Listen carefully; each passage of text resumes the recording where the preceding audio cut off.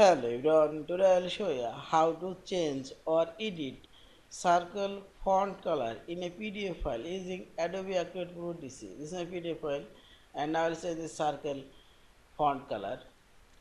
Select this tools option.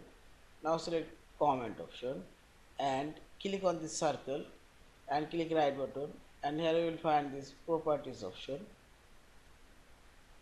and this is circle border color.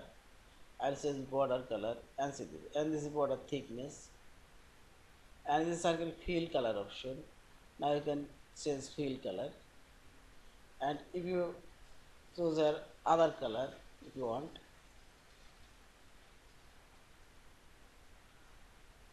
it's custom color, and see this, okay, and border color I'll make it, and see this, and finally select okay, and see this circle font color already says, yeah, and finally select this file option, save or save as a PDF file. Thank you for watching. Please subscribe, like, share and comment.